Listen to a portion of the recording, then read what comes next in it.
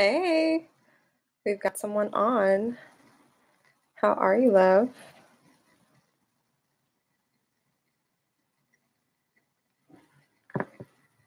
Oh, got 8 people on. This is my first live stream, you guys, so welcome. I'm so glad you guys decided to join. Okay, let me just get some things together. I'm well, girl. I voted today. Somewhat reluctantly, but we got it done. And yeah, that's how my day went. And I wanted to come on here and talk about relationships and self-love. And that's going to be the topic of today's discussion. And you guys can feel free to ask me any questions that you may have, even if it doesn't pertain to what it is that I'm sharing. So, how does that sound? Did you guys get a chance to read the link that I posted? It was from my blog, Juices and Berries. Anyone already check it out?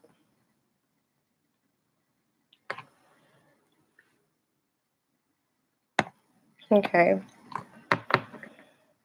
Gonna give it like a little bit. Okay, Shannon did. Oh, you guys liked it. I really appreciate that. Yeah, I just like was having so many revelations about my past relationships and how I was perpetuating these really like toxic dynamics.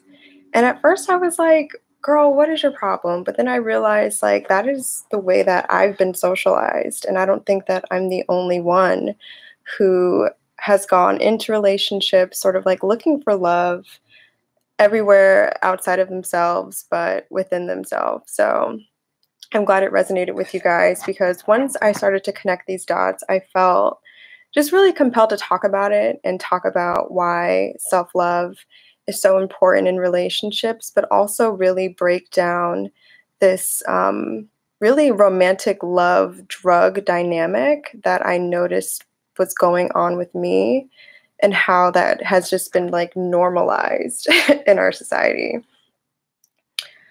So yeah, I broke down this sort of like this dopamine pleasure pathway that is in our brains, that is part of the amygdala. That's the part that secretes dopamine.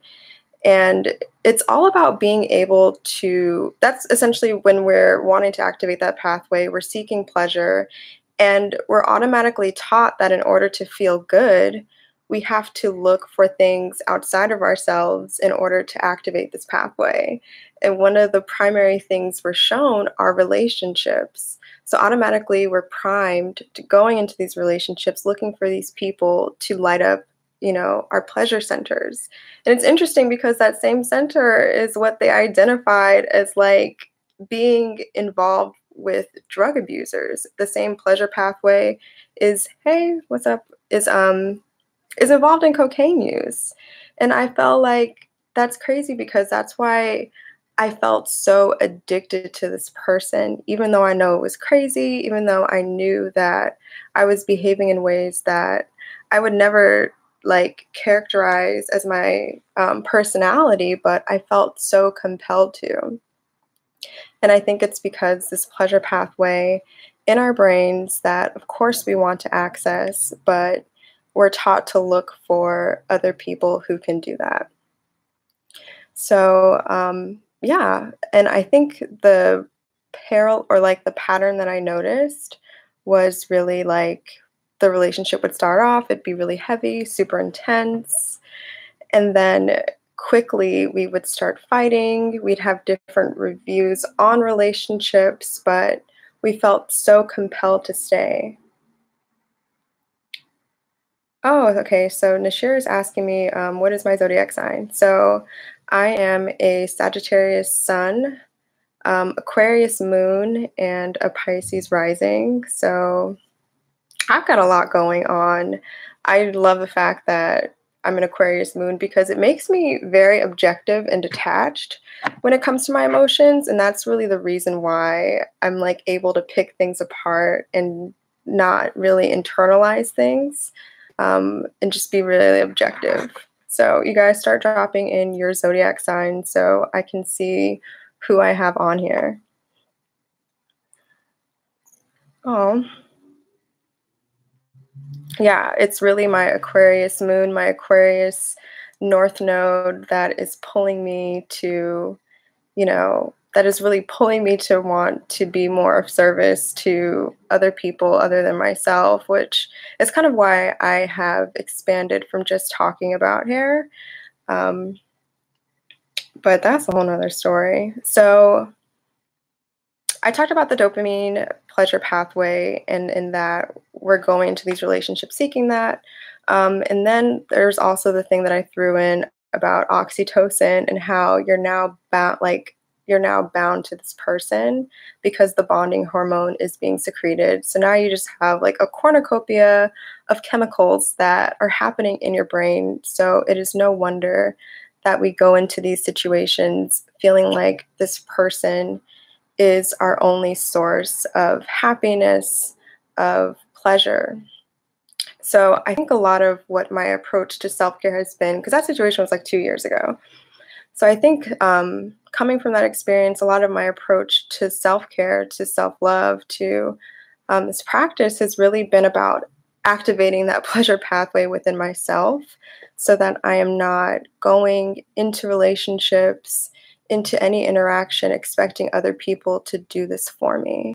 And I feel like that's kind of what allows me to show up and just kind of like be a whole person versus somebody, hey girl, my friend's on. Yeah, I think being able to activate your own, pleasure center, your own, yeah. So when I talk about self care, that's really what it's about. It's about feeling good on your own. And it's about you being that person for yourself who can, how to make yourself feel good. You know that at the end of the day, that's who you can come home to. And so there's a multitude of ways to do this. So it's really about activating that state of forward flow, being in a state of forward flow is what they call it. And that's different for some people. For me personally, meditation has been really a powerful tool for me to just be able to become aware of my different mental states. And in doing meditation, you sort of train your brain to become less attached to certain thoughts. And then from that space, you can choose which route you want to go down. So it's not necessarily that that meditation, quote unquote, makes you happy. It's that you develop the awareness so that you can choose thoughts, you can choose, things that will bring you pleasure. So I hope that makes sense. So you guys let me know in the comments if that's making sense, if that resonates with you. So yeah, that's one of the ways, meditation. Also really getting in touch with like my femininity.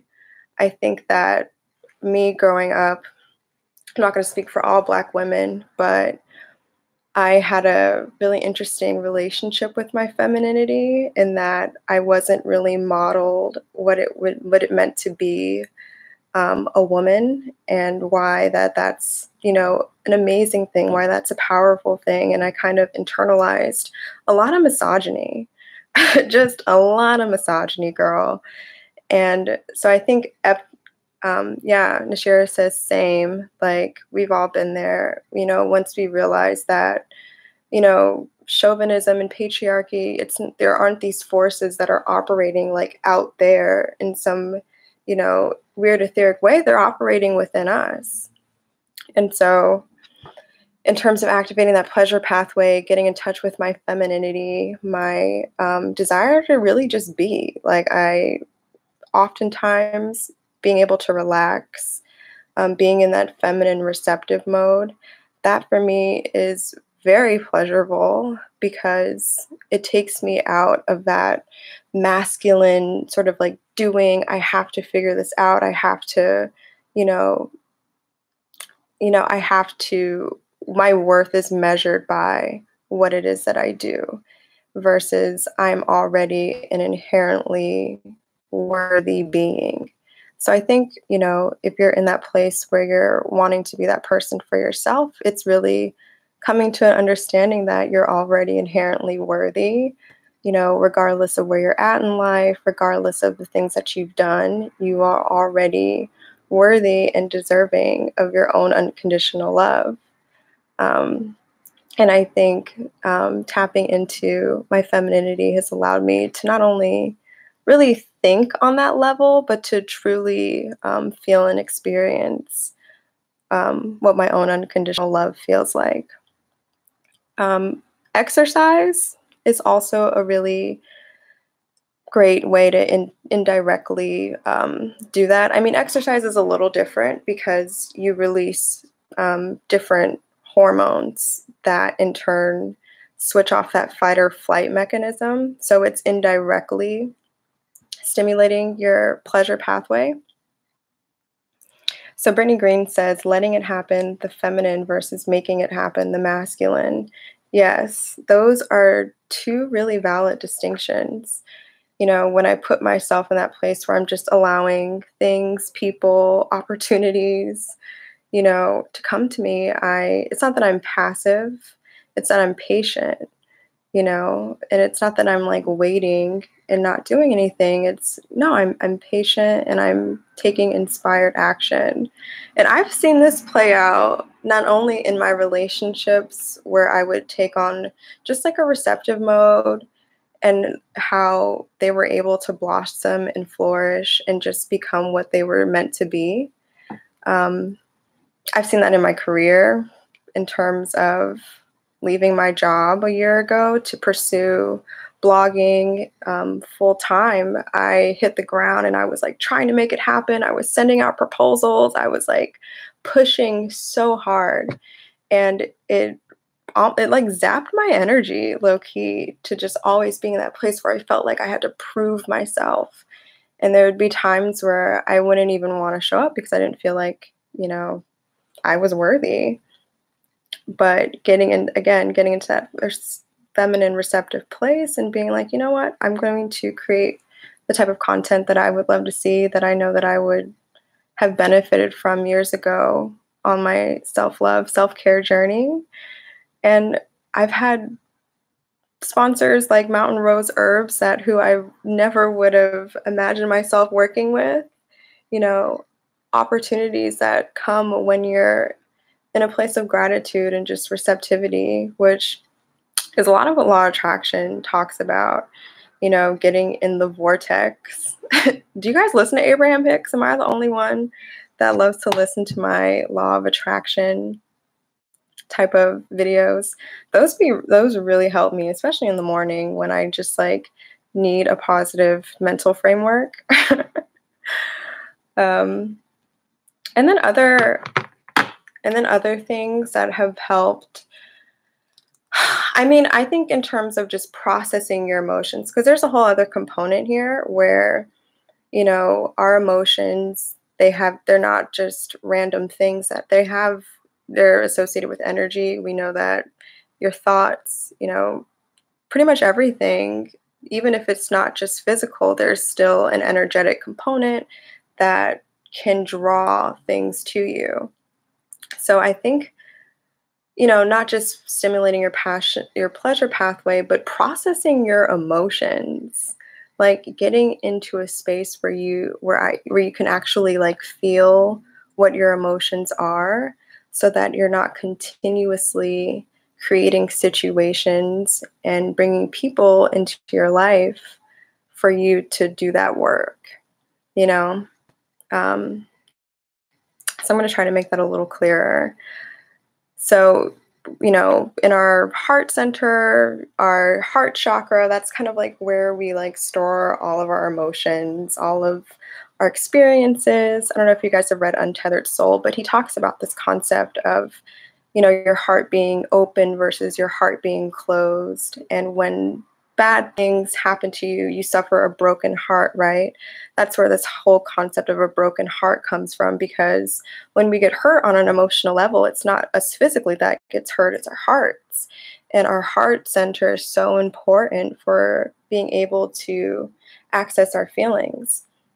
So a lot of what the work, the sincere self work entails is just allowing yourself to feel and putting yourself in a place where you're relaxed and you're able enough to allow these really deep seated emotional wounds to come up. And until that work is done, you will continuously to draw people, circumstances, events into your life because the universe just wants you to progress. Like we gonna ascend regardless, sis. Like we gonna go up. So, and the universe is completely neutral. They don't realize that putting this like fuckboy in your life who's gonna like mess up your credit and like, it does that so that you can tease out your issues around trust and your self-worth. And like that is ultimately the most thing that is conducive to your growth. And you can, circumvent or not necessarily speed up, but assist that process by engaging in activities that allow you to feel. For instance, I love to journal.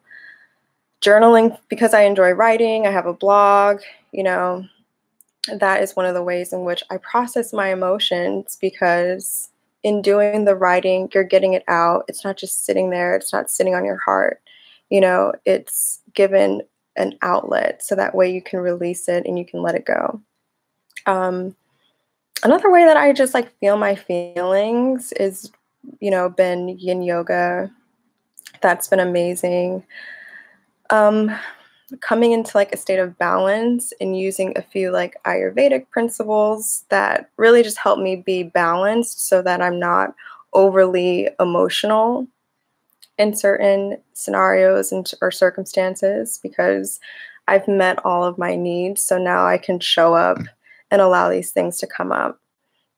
So I think it's, in terms of breaking these toxic relationship cycles that we've been conditioned into, it's being able to be your own pleasure producing factory.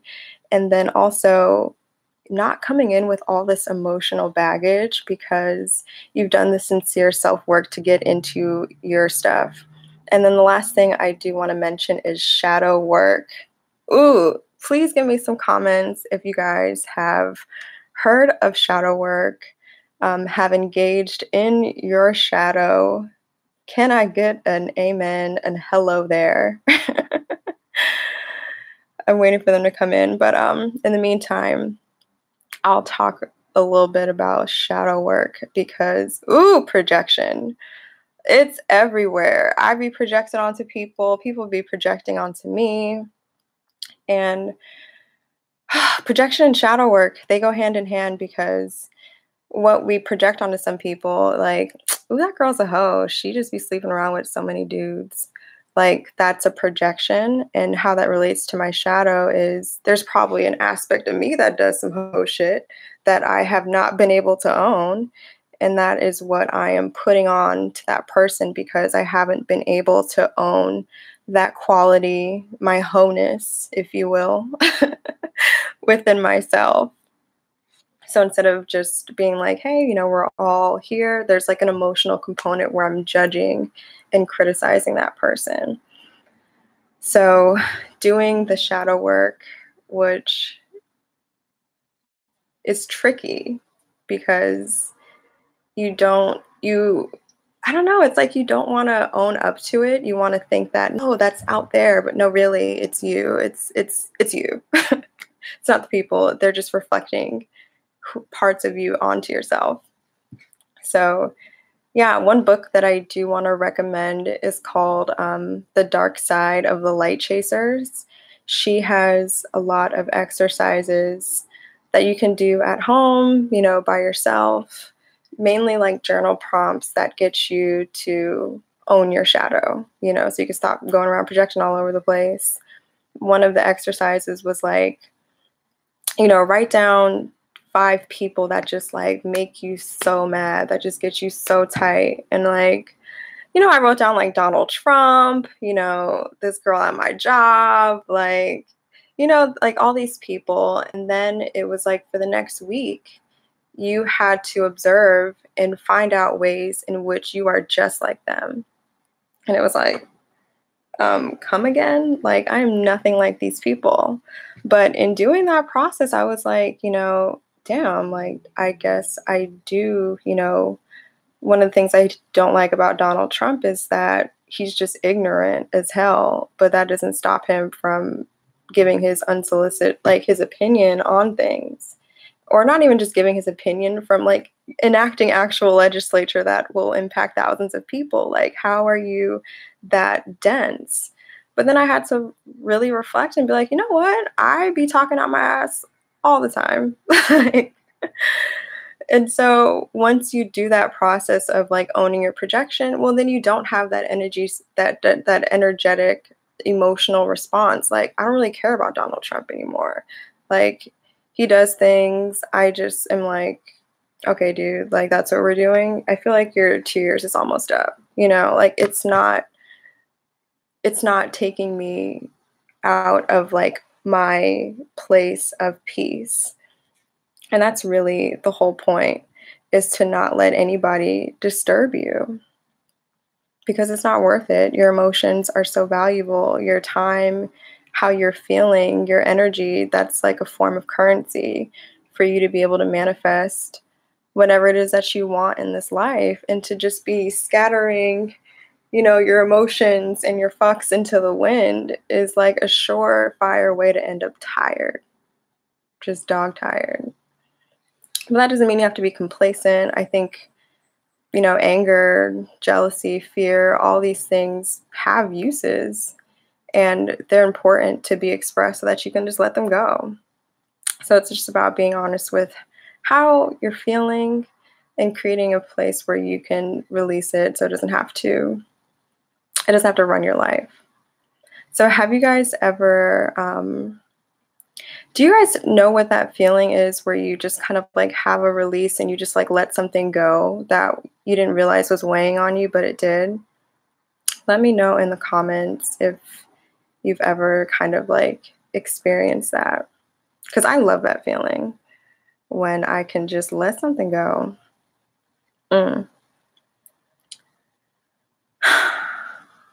So yeah, that's kind of why I am really passionate about self-care, because I think that, it's our minds that are not necessarily enslaved, but it's our mind, it's our frequency, it's our feelings that are so valuable and so precious, that I just want to share my journey of really empowering myself to, to feel good and being the one that is in control of how I'm feeling. I don't have all the answers, girl. I am still figuring this out, but I really, I just don't see a lot of people that are still in the process of becoming, that are really opening themselves up to allowing people to feel what that's like. So kind of let me know where you guys are in your journey of, becoming responsible for yourself and in your self-care journey. I would love to know where you guys are at, and just kind of like what brought you to this place where you're realizing that self-care is something that you want to engage in.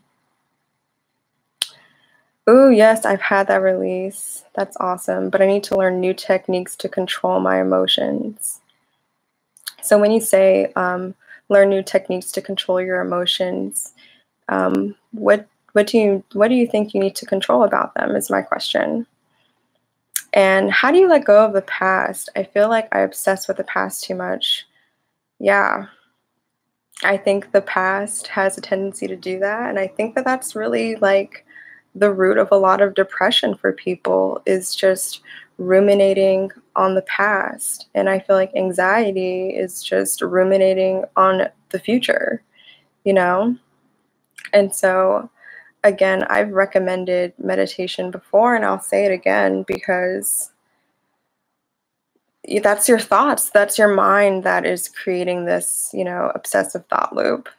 And being able to detach from that narrative of the past that you're clinging to, is something that meditation can really help you to at first just become aware of, and then next to be able to create distance from. So it's like they give this analogy that your mind is like, it's like a sky, right? And thoughts are just clouds passing by. They're not things that you're involved in. They're just like flowing, you know, across your field of vision, and you don't necessarily have to go with them. And I know that that sounds super objective and a little fluffy, but girl, it's real. Like, you do not have to believe everything that you think.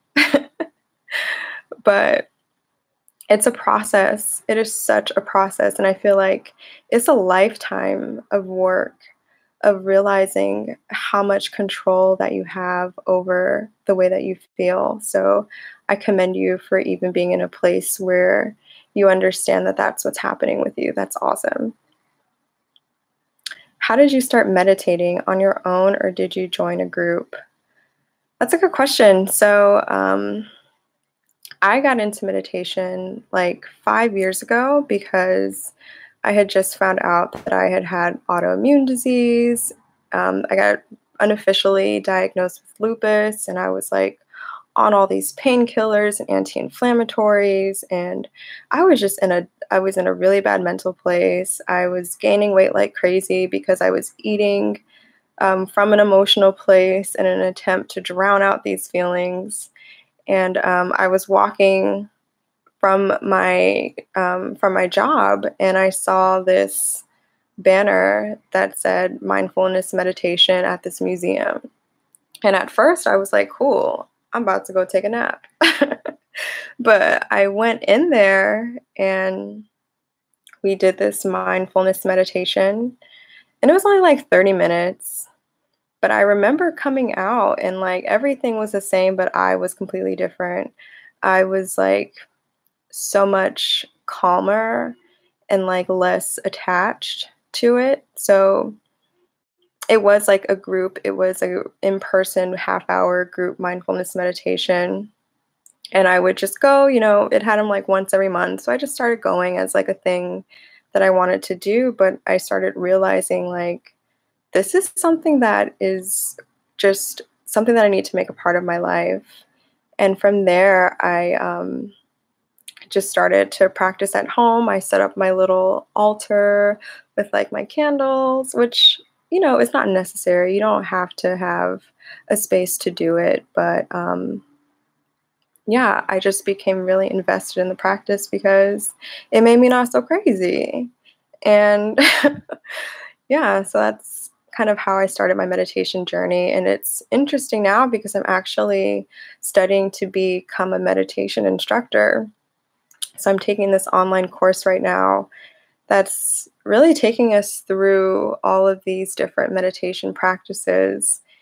And it's just been so amazing. And it's really helping me work through a lot of my own shit, guys, because I'm still working through stuff too. And I think that the more I meditate, the more I'm able to show up in places like this because I'm not riddled with my own anxiety. How do you let go of outwardly beauty and how others view you? Okay, I'm gonna read that again. How do you let go of the idea of outwardly beauty and how others view you? So how do I let go of the story that I'm telling myself about how others are seeing me? Shannon, if that's like a good interpretation of your question, let me know if you're still on the chat. Yeah, so I think if that was something that I was internalizing, I would try to realize where that came from, because a lot of the things that we hold on to and internalize, it's because, somebody told us something crazy when we were a kid, and it's like we're holding on to it. Like, for instance, someone made a crack about my skin tone, and I carried that with me for a really long time. And then I would look for things out in the world that confirmed, you know, this narrative of how I saw myself. And it's true, like around the world, people with darker skin suffer more. Like, it's not that that's crazy for us to come to those conclusions, you know, in a white supremacist patriarchal society. But what do I want my story to be? Like, what what is it that I want to feel about myself, regardless of what craziness is going on out in the world? Like, I deserve to feel good. I deserve to, you know, love myself and think of myself as beautiful. So in terms of how I let go of that idea is really understanding that it's a story. You know, a lot of the facts and the things that we internalize are really just people's opinions. Like, they don't matter. So, you know, rationalizing what it is, and then B, understanding the core wound that makes me want to identify with that. And I think being able to tie that to an early childhood experience, and then you can have, you know, a meditation that's centered around offering love to that version of yourself who was ultimately hurt, you know. So it's like a threefold process of identifying that it's a story, understanding where it comes from, and then working to offer positive affirmations, offer love to that part of yourself that still needs it, right? Oh, your voice is so soothing and calming. I feel like you'd be a great meditation instructor. Thank you, Keith, for just like affirming me and the path of my life that I'm on. That really means a lot. And I hope to be able to infuse more of that into my channel. So thank you. I meant it as, how should we stop obsessing over being society's standard of beautiful? It's hard to let go how others look at us, especially men. And how do we break away from people's opinions and build our own sense of self? So Shannon's not playing around today. She's like, I'm coming with the questions. Like, let's get down to it. Okay, so I think stopping to obsess over society's standard of beautiful, that is a very real thing. I remember when I big chopped, I literally could not like watch TV because it was just like so upsetting for me to see women with hair when I was sitting over here bald headed. Like, it was just so upsetting. So it's like, I don't want to tell you not to watch TV, but you have to understand that pretty much everything in the mass media is programming designed to make us feel like shit. So that way we continue to consume things that we think are going to fill that void, right? It's just what it is. And this is somebody who consumes things and who advises other people to consume things. Like, I'm aware that I'm part of that problem. I'm not saying that as like I'm so far removed. Like, no, I do it too. But yeah, I think it's really detaching from those things that really, you know, reaffirm these traditional ideas of beauty. That don't really align with who you are. It's like detaching from that, so that way you're not just continuously digesting it. And I know that it can be hard, but honestly, it's really beneficial once you start to break out of the ways that society wants us to think and to feel and to behave, you know. Which I think social media is great because, you know, you can follow the people that you want to, the people that resonate with you, and you don't necessarily have to submit to being programmed, you know. And I feel like with men, I don't know. I feel like from my experience, I feel like men respond to you at the level in which you see yourself. Because I've had men, it's because I really don't think that it is as cut and dry as it is. Like, we're told that, oh, men just want girls with light skin and light eyes and fat asses. And like, yeah, the color struck ones do. But there are men out there who, you know, are genuine souls who, you know, don't place their self-worth on having a girl who looks a certain way beyond their arms so that they can receive likes and validation.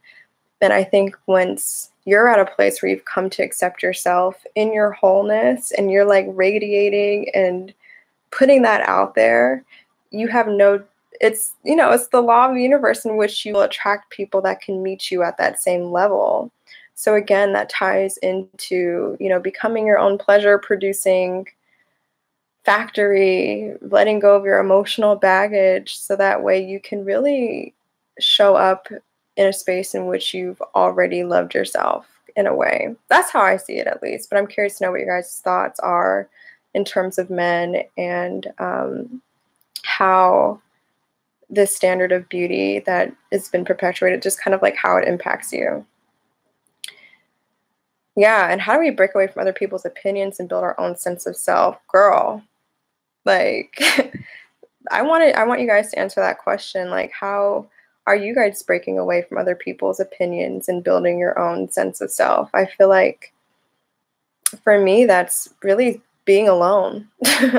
Solitude, bro, like by yourself.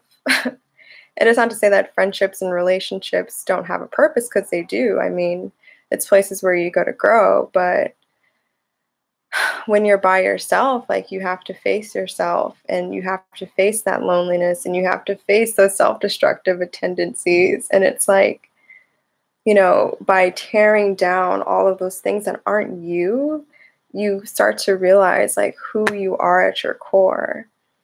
And then from that place, you can start to build on, because you're uncovering a foundation that may not have even ever been laid, because you may be in a place where you've spent your whole life trying to like imitate and be something that you see outside of you, versus like going within and figuring out like what's already there.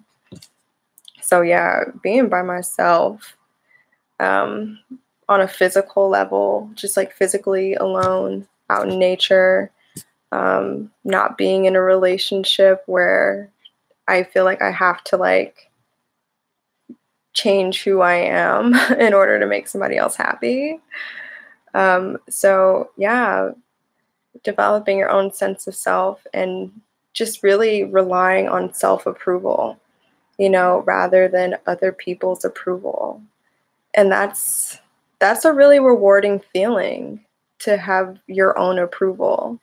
And I think that that's not necessarily something that we're taught to value, which is our own unconditional love and respect. We're always seeing examples in which people who gain approval from the masses are, just kind of like lauded after. But those individuals who are like, no, I am solely like content with who I am, because I've faced my shadows, I've shown my light on it, and now I know who I am. Like, I would love to see more people like that, who don't necessarily have a legion of followers because they're off just doing them. Like, it's so real.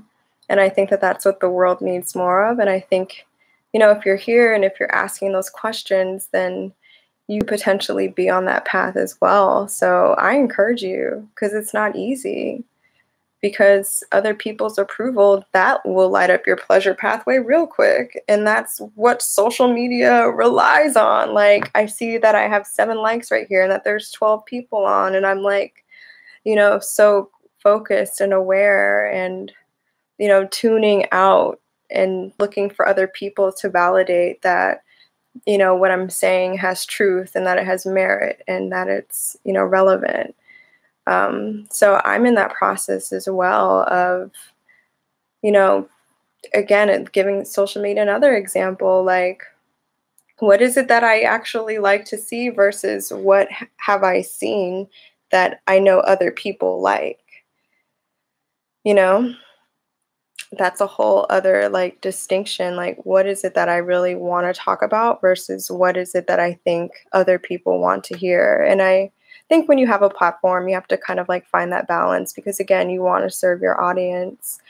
But yeah, I hope I'm not talking in circles. So I think you guys are asking some really good questions, and I'm just really grateful that you're here. I think another thing I want to get your guys' opinions on is like, how has your view of your role in relationships changed as a result of like practicing more self-care? Like, do you still expect the same things from men, or do you kind of expect more in return as a result of being on the self-care journey. Because I know for me, I've definitely like changed as far as like what it is that I want. Okay, Nightbot, we're not gonna do that today, so I'm just gonna delete your comment. Remove. You said gays are toxic, and I'm no. Yeah, so how has like what it is that you want in relationships or want from men, how has that changed? I think in terms of, for me, practicing self-care, like I didn't realize how important emotional availability and emotional just a willingness to be an emotionally capable person, like how that is like a non-negotiable. Like if your ass is sitting up here and you don't know how to feel, we can't do this, bro. Like we cannot. Like emotions are like so poignant, because I feel like when you're in a place and you don't necessarily have your emotions being validated and being recognized, and I think that that's kind of like what empathy is like a willingness to go there with another person, to feel what it is that they're feeling. And that is like the foundation of intimacy. If your partner's not able to feel with you, then you guys can't form a shared reality. You guys are both just over here, just paralleling each other versus actually having like a shared experience. I don't know if you guys ever have felt that feeling when you're right next to someone, but it feels like you guys are miles apart, like you guys aren't even like in the same vortex, in the same world.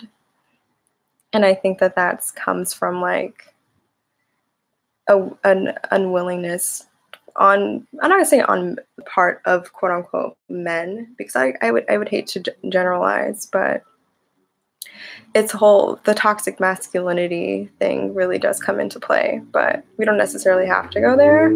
But I'm curious to know if you guys don't have any questions or responses to that, then it's totally fine. So what are some of your guys' favorite self-care practices? Let's have a chat about self-care and what our practices are before we close this out, because nighttime is a prime time to like engage in some self-care, especially right before you go to sleep. That's when our subconscious minds are open and prime for programming. So doing some affirmations, a meditation before we go to sleep are really amazing. I think one self-care practice that I'm really loving right now is going to sleep listening to binaural beats. Have you guys ever heard of binaural beats, bro? Like, it is so crazy. It's like two different frequencies that are going in, and they're like harmonizing in your brain. This guy's like so toxic. So yeah, I've been going to sleep listening to like binaural beats and listening to like affirmations, especially ones around like money. That's been like my thing. It's really just like deprogramming a poverty mindset or a lack mindset. I really want to get into this flow of like abundance. Money comes easily and effortlessly to me. There is no barrier between me and money type of thing. So I've been listening to a lot of affirmations and binaural beats.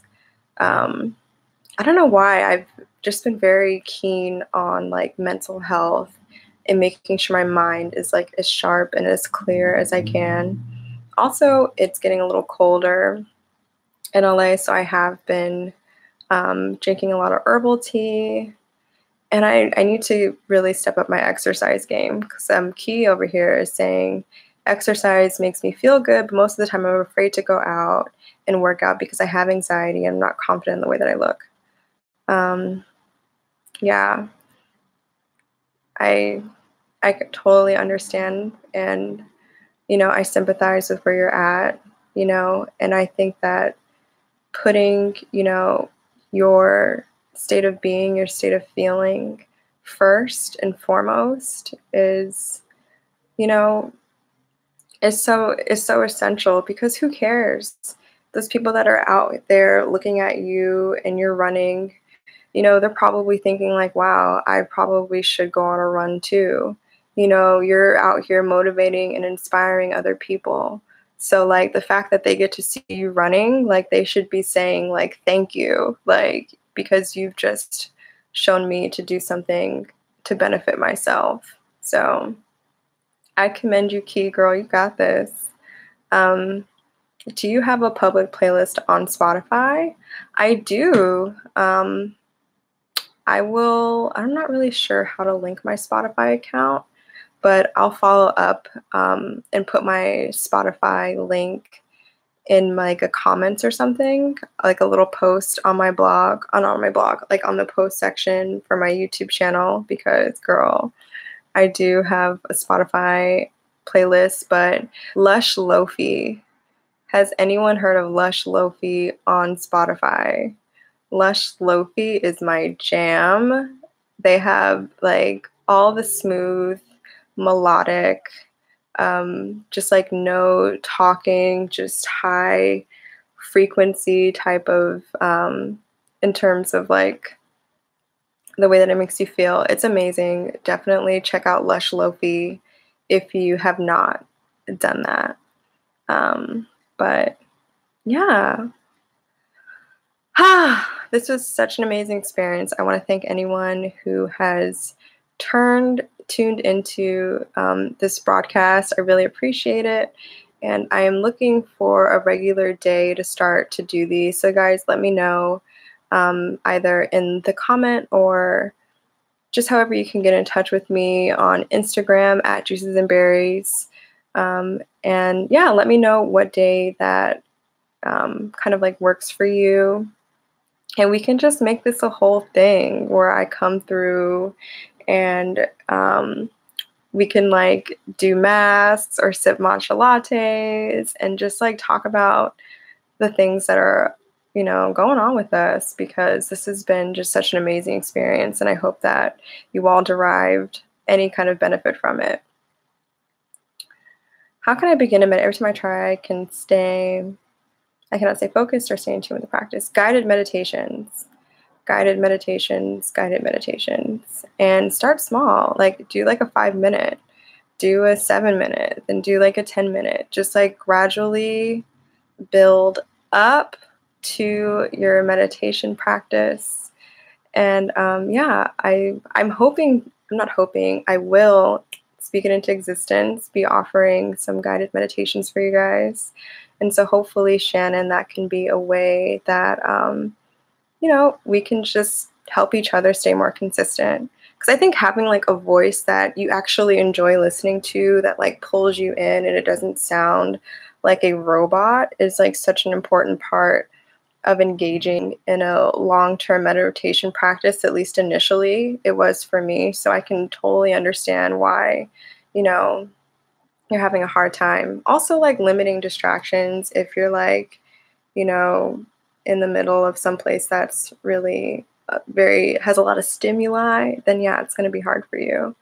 So I would say limiting distractions, finding guided meditations from people whose voices that you resonate with, and just like starting small, getting gradual, and understanding that the role is not to stop your thoughts or, make yourself not think. It's just to love and accept whatever comes up. So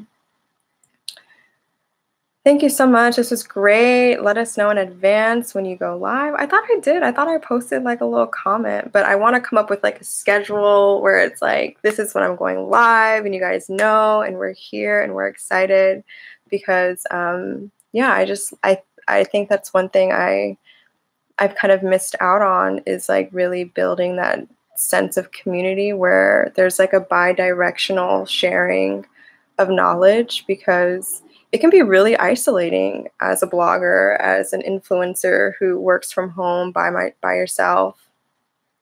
I need you guys. Like I need you guys to be a part of my life. So I'm just excited to continue to do this because it's so necessary. Like I need y'all. Like stay. Yes, sis, all my boo Aura joined. Thank you for holding space for all of us, girl. Yes, Aura, she actually led our yoni egg journey, which was just like catapulted me into my healing journey. And she's like coming up with a YouTube channel as well. So, oh, Ghana Goddess, you look beautiful. Oh, I just want to say hi. So cool. Hope to see you soon. Yes, girl, you have a dope channel too. Like, I love your channel. And like, yeah, nobody knew. I'm sorry. This is like my literal first live stream that I've done on YouTube in the 5 years that I've been on this channel, which I kind of regret because this has been such an amazing experience. So I wasn't really sure the protocol procedure, Spirit, when she comes through and is like, girl, do this, do that. I just have to oblige. I don't necessarily know. But I'm just trying to show up even if I don't necessarily know everything and just like kind of figuring it out as I go. But yes, protocols, processes, procedures, making sure that you guys are well informed in advance, and that I come through with topics that are really beneficial for us all to like hear and to talk about, because I think that that's really important. And like, yes, definitely come back live because I can listen to you talk for hours. Well, girl, I could talk for hours too. I really don't say a lot when I'm around people, but get me in a setting where people actually want to listen to me, then I'm just like chatty Cathy. It's really great. So yeah, y'all, it's been 52 minutes. I honestly feel like I've just been on a FaceTime with like one of my homegirls. Such an amazing experience. Thank you for being so supportive and making my first live stream one that I enjoyed, and am looking forward to the next one. So like I said, leave me some comments and some suggestions as far as when you would like to see me go live, and as well as anything you kind of want me to talk about and address, not only in future live streams, but in the content that I make on my YouTube, and as well as my Instagram at Juices and Berries. If you don't follow me there, I would encourage you to do so. And yeah, I am really grateful to you, and I hope that you spend the rest of this evening, wherever you're at, just indulging in some self-love and some self-care and some self-pleasure, if that's your thing, because you deserve it. You're a goddess, you're a queen.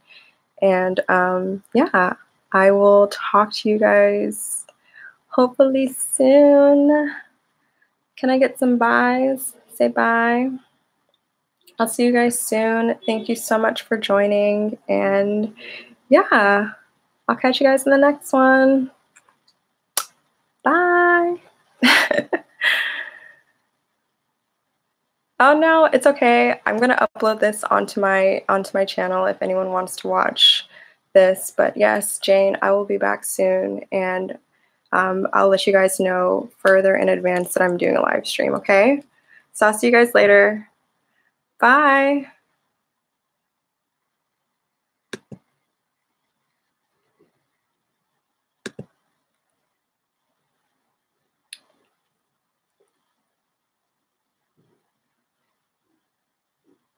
Ooh, that thumbnail looks